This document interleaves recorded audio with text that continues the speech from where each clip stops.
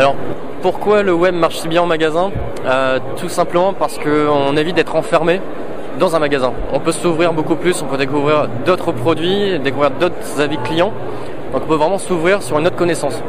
Si on s'enferme dans le magasin, le côté un petit peu réducteur, c'est de se dire j'ai que ces produits-là, j'ai que l'avis, le mien, plus celui des gens qui m'accompagnent, que celui du vendeur. Alors que lorsqu'on le connecte au web, on a beaucoup plus d'avis, c'est le monde qui nous répond. C'est assez sympa de pouvoir se dire, voilà, je peux naviguer tranquillement sur le web tout en faisant mes courses.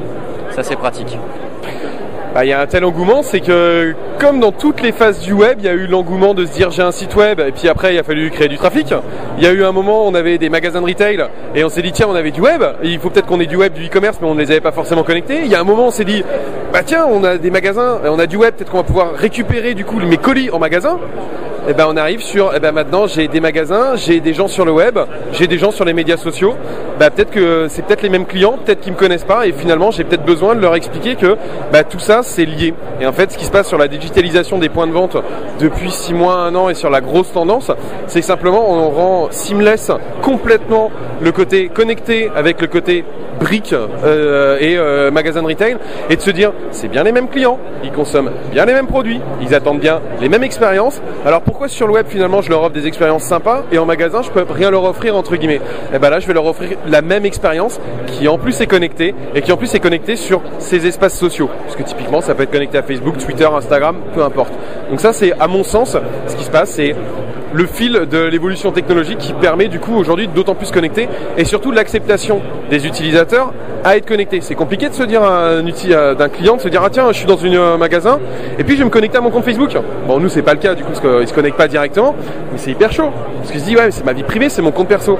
L'acceptation par rapport aux médias sociaux fait que aujourd'hui ils sont de plus en plus enclins à parler, à participer et à partager, ce qui n'était pas le cas non plus avant. Donc le consommateur a en plus changé. D'où l'arrivée des points de vente connectés avec des tablettes ou des écrans tactiles comme ça.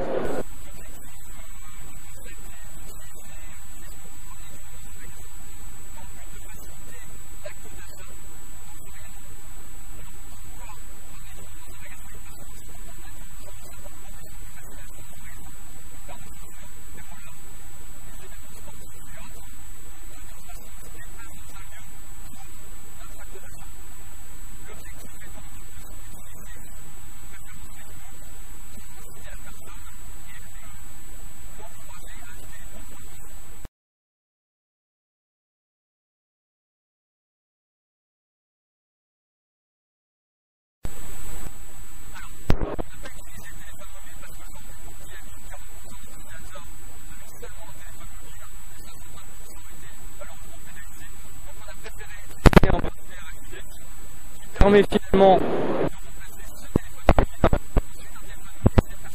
la marque ne sait pas qu'on l'utilise alors que ce bracelet, la marque a vraiment un lien avec l'utilisateur. Le mobile c'est bien, le web sur mobile c'est bien, par contre le magasin compatible avec le mobile c'est encore un petit peu compliqué. Il y a l'infrastructure du magasin, souvent c'est du béton qui va bloquer un petit peu les ondes qui permettent de se connecter au web. Donc le fait de partir sur un système un petit peu plus costaud avec une borne, ça permet d'être déjà en filaire, connexion assurée et faire beaucoup plus d'interactions.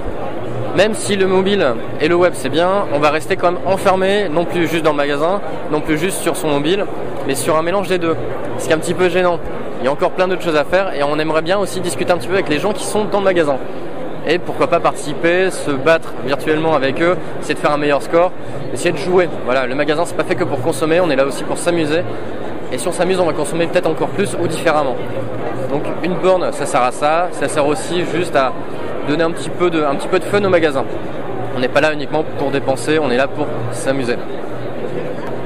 Alors moi je vais parler d'une première problématique. Première problématique, elle est parfois technique.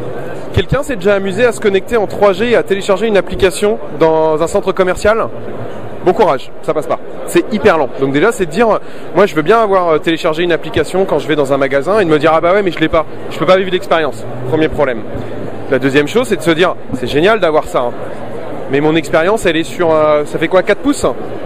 Là j'ai un 40 pouces, aujourd'hui je peux le faire sur un 56 pouces. Quelle expérience je vais donner sur un écran qui pour le coup est tactile, sur lequel je peux en plus avoir beaucoup plus d'animation, sur lequel je suis dans une vraie expérience. Et cette expérience, je la vis avec le magasin qui est autour de moi. Je peux même ambiancer le magasin.